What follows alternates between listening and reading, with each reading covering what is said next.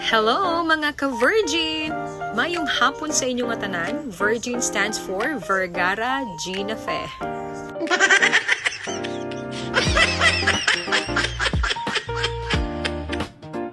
So, umpisa subong nga vlog, amo na ang akon nga fandom ni. Para man hindi na ko sige kaisip sa intro ko, amo na lang tong naisip ko. So, paano ko na naisip no nga fandom ni? It's because amo na ang tawag nila sa akon to nag-work pa ko before sa Jollibee. So, sa sini nga video, makita ninyo ang akon nga Saturday and Sunday, or we call it weekends. Sa time nga na, Saturday, nagkarin ko din sa balay 1 p.m. Nagkato ko kay Dr. Amoroso for follow-up check-up ni Nonoy. Pero ako lang nagkato dito, kaya ako lang ang istorya ni Amoroso. Hindi na siya kailangan dalon pa dito. And as a doctor said, na i-monitor lang daw ang BP niya. And hindi siya sige sang kaon sang too much salty, too much nga fatty foods. After ko dito, naglakad ko sa simbahan. Kag naglakad pod ko sa Pinggoy, nag-inquire about sa iyang physical therapy. Katapos ko sa Pinggoy, naglakad ako diri sa grocery. As you can see, amo na ang pang grocery ko sang Saturday. Ang 2 weeks namon nga konsumo, or hindi pa abtan 2 weeks, mga siguro 3 days before 2 weeks. Kaya man lang siya guys, kay kisa nagabakal man kami sang sudaan namon kung un. And amo nang amon bill, 5,295.85. And amo nang itanan, tubig ni Drew. And after that, papuli na ko sa balay.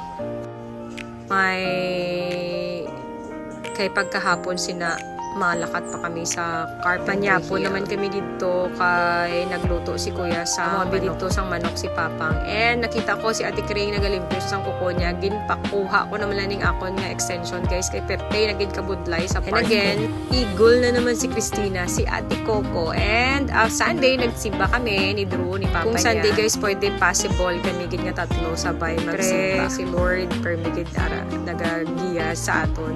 Pasalamat kita sa mga blessings kag sa pag-ubay niya sa whole. And after sa church, naglakad kami sa Ace Center Point. Dito kami nagkaon sang amon nga lunch, and amon yung order namon dinuguan, gulay sang kare-kare. Gulay lang na guys, wala na siya sang syempre gusto ko sang may gulay gito. Kag ang kay Drew, nag-order na siya sang iyang fried chicken and dessert niya leche plan. Pero nauna pa ang dessert niya guys kaysa iyang main dish. So nag-family date kami anay nga tatlo lang anay kay wala pa kami plano dugangan si Drew. Ay si Papa niya may plano niya, ako lang wala. Kagara guys, sa video-video ko da sa daw buang it. Hirap pala maging vlogger guys. Char.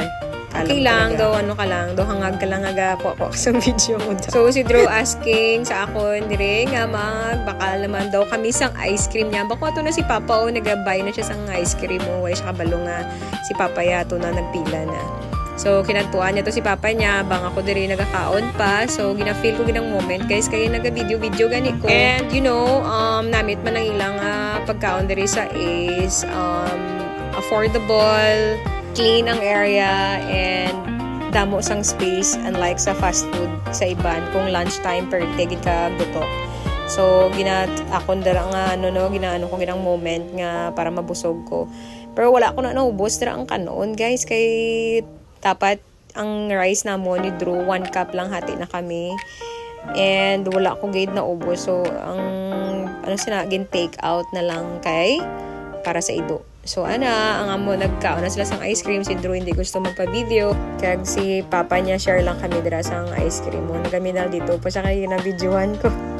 And that's our bill again. It's 400 something, and ang akon nga gin-order for dessert kakanin nga Perte katamis guys. So bungabi guys nang daw ko sang sweet kayo. Hindi ko na gusto sang super sweet nga pagkaon. I don't know why, pero gusto ko lang nga sweet sa akon. Si Jamming na naman si Inday Gina Fe. Or siguro natamaan lang ni kalamay ning ilang pagkaon guys. And syempre ako naman ang nagkaon sang ice cream kay gusto ko man magkaon sang ice cream sang dara sa Ace namit manabigyapon.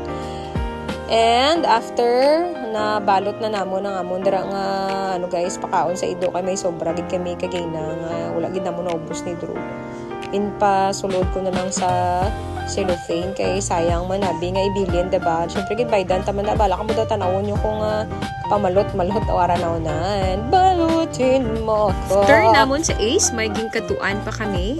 Ara kami dira sa dalan, of course, kita nyo. Nagulat na kami sa gilid, kay perte kainit, wala pa nag-go ang traffic light. It's a sign stop pa. Pero sad to say, sirado ang mga kailangan naman kadtuan. And before kami nagpuli sa balay, nagbakal kami anay sa pag-abot naman sa balay guys, nagtulog lang kami kadali, mga siguro mga 1 hour and 15 minutes kag naghimos naman, makadto na naman kami sa Tantangan. Kaya kin-invite kami sang JMPL Construction and Services. Nagpa-blessing sila sa ilang nga dump truck kag sang ilang nga top down guys. O nagkadto kami kay syempre support sa aton nga sister sa iyang asawa nga si Kuya Mark. Kadto kami to guys kay nagpabunggo na naman si Kuya Mark sang kanding ito sa Tantangan na nabungguan sang kaldero. Gusto ko daan niya magkaon sang papait daw kanding, di magkaon papait. Char lang. Di kay sana may yung papait, diba? Sa mga namitan sang papait, wala nyo ng feelings na. And lapit tagid kami sa balay nila Kuya Mark. Pag abot dira sa kanto, maliko na kami sa Purok Bayanihan sang New Iloilo. Kag ang na syempre nagliko na kami, naghinihinay lang kami para slowly but surely. So as you can see, that is Purok Bayanihan ata.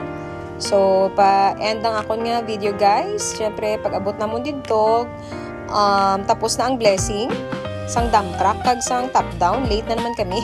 Kaya nang laba pa abi si Aldi. Ang importante, wala kami na late sa kananay. So amo ning ilang agin prepare guys nga food para sa mga magkadto sa ilang blessing sang ilang dump truck. Kag tani i-bless pa sila sang madamo nga clients.